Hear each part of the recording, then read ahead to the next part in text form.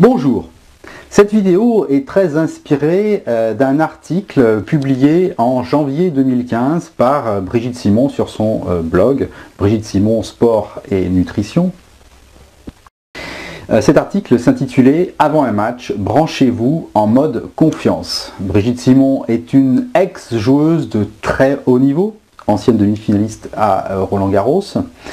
Elle entraîne actuellement des jeunes joueurs et joueuses à fort potentiel.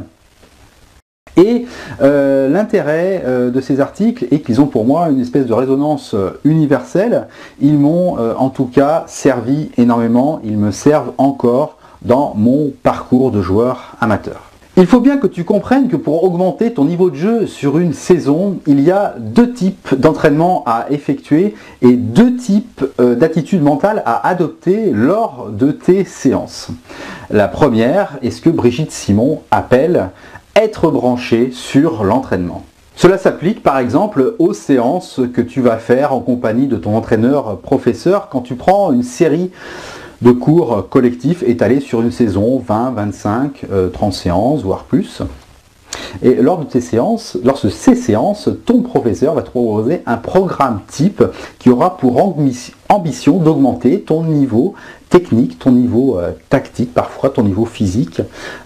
Tout ça dans le but d'arriver à une sorte de maximum, d'optimum en fin de cycle. Cet entraîneur, s'il a de l'ambition pour toi et ton groupe, va chercher à te mettre en difficulté, à te challenger, à te sortir de ta zone de confort dans le but que tu repousses tes limites.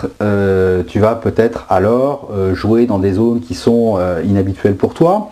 Tu vas peut-être chercher à faire quelques ajustements techniques pour améliorer la gestuelle de tes coups.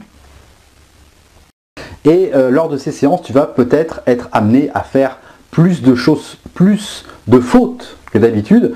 Tu vas être en tout cas focalisé sur ta technique, sur la mécanique de tes coups, et tu vas peut-être alors et sûrement occulter toutes les qualités qui font, toutes les autres qualités qui font un bon compétiteur, la tactique, la stratégie, la concentration et surtout la confiance. Brigitte Simon écrit dans son article au tennis, travailler dur ne garantit en rien la réussite. En réalité, cela peut même nuire au joueur et saboter son mental. En mode entraînement, tu es toujours sans cesse en train de chercher à provoquer les choses, voire entre parenthèses à les forcer, et tu vas montrer une certaine impatience, voire une frustration entre parenthèses, si la réussite n'est pas au rendez-vous. Le défaut, ou plus précisément, ce qui manque à ce genre de séance d'entraînement, c'est le travail de la confiance. Or, la confiance provient en premier lieu d'une accumulation de réussite. Il est donc nécessaire que tu complètes ton programme d'entraînement par des séances lors desquelles tu vas te brancher sur le mode confiance. C'est précisément le terme qu'emploie Brigitte Simon dans son article. Dans ce deuxième mode d'entraînement, tu vas essayer d'abandonner toute pensée critique par rapport à tes coups. Tu vas te contenter de les accepter, de te féliciter quand tu les réussis et de t'encourager quand tu les manques.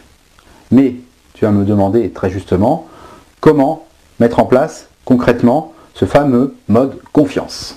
Tout d'abord, tu vas t'entraîner en mode confiance avec une personne de ton niveau et c'est encore mieux avec une personne dont le niveau est légèrement inférieur au tien.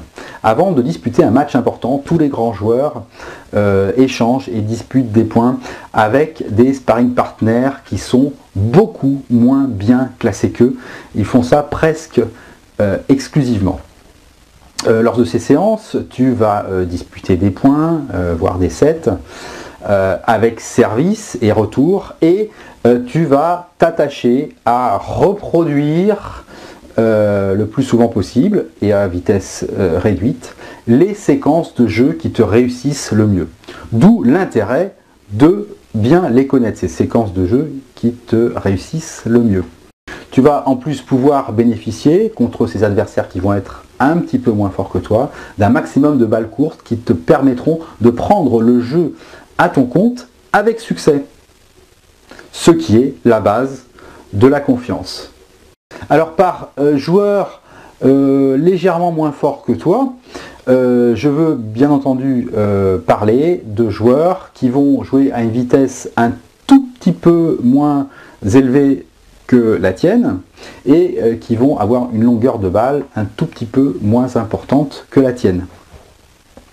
J'exclus comme partenaire d'entraînement idéal pour le mode confiance les joueurs qui sont moins forts que toi, qui ont un moins bon classement que toi, mais dont le moins bon classement est dû au fait qu'ils sont un petit peu foufous sur le terrain et qui jouent un petit peu leur vie à chaque point et qui forcent un peu trop et qui multiplient les fautes. Ça, ce sont le genre de partenaires d'entraînement qui ne sont pas forcément recommandés pour entretenir ta confiance. Alors tu peux bien sûr, et c'est recommandé, t'attacher lors de ces séances en mode confiance à respirer profondément entre les points et même à respirer le mieux possible durant les points que tu disputes.